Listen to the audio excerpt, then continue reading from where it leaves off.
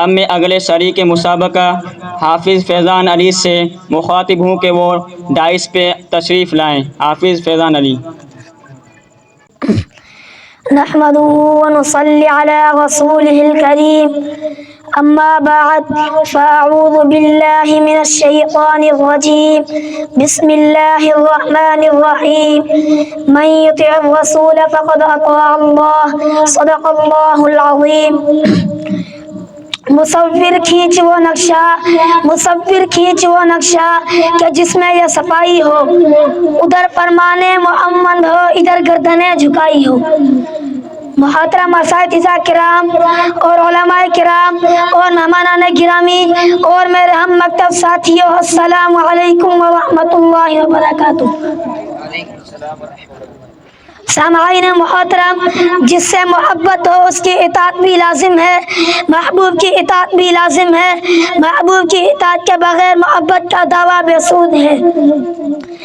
آج ہم نبی کریم صلی اللہ علیہ وسلم سے محبت کے دعوے تو بڑے کرتے ہیں، عشق رسول کے نعرے تو بڑے لگاتے ہیں، جب حب رسول پہ محفلیں تو بڑی منعقد کرتے ہیں، جب اطاعت کی باری آتی ہے تو ہم منہ پھیر لیتے ہیں، جب نماز و زکوٰۃ کی باری آتی ہے تو ہم اعراض کرتے ہیں، جب صوم و صلاۃ کی باری آتی ہے تو ہمارے دل آمادہ نہیں ہوتے، جب حج و جہاد کی باری آتی ہے تو ہم پیچھے کو بھاگتے ہیں۔ یاد رکھو، اگر محبت کرتے ہو تو اطاعت بھی کرنی پڑے گی۔ یا ایھا الذین آمنوا اطیعوا اللہ واطیعوا الرسول، اس لیے کہ اطاعت رسول صلی اللہ علیہ وسلم فرض ہے۔ وما آتاکم الرسول فخذوہ، نبی کریم صلی اللہ علیہ وسلم سے نبی کریم صلی اللہ علیہ وسلم کو کہ ہر حکم پر عمل کرنا ضروری ہے۔ وما نہاکم عنہ فانتہوا، پیغمبر دو جہاں صلی اللہ علیہ وسلم کے ہر منع کردہ کام سے باز رہنا لازم ہے۔ سامعین مکرم، صحابہ کو رضی اللہ عنہم ورضوا عنہ کی سند اس لیے ملی کہ وہ اطاعت کے خوگر تھے۔ اطاعت کے نمونے دیکھنے ہیں تو صحابہ رضی اللہ عنہم کو دیکھو۔ سیدنا عبداللہ بن مسعود رضی اللہ عنہما نے آقا علیہ السلام کی زبان مبارکہ سے بیٹھنے کا حکم سنا تو فوراً مسجد کے دروازے پر بیٹھ گئے۔ جب مدینہ والوں نے شراب کی حرمت کا سنا تو فوراً شراب بہا دی، مدینہ کی گلیوں میں شراب ہی شراب ہو گئی۔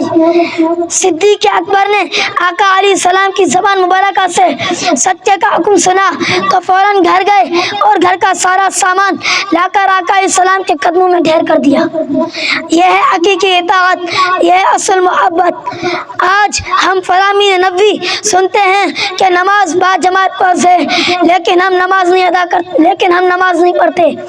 ہمیں زکوٰۃ کی فرضیت کا علم ہے لیکن ہم زکوٰۃ نہیں ادا کرتے۔ ہمیں روزوں کے فضائل کا علم ہے لیکن ہم روزے نہیں رکھتے۔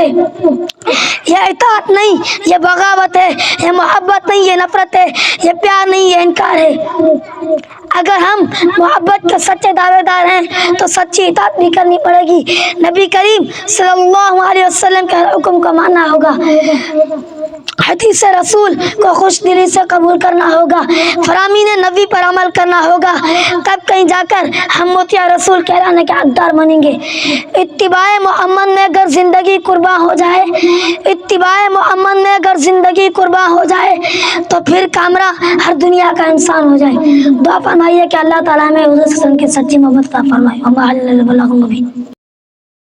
مجھ پہ بھی چشم کرم اے میرے آقا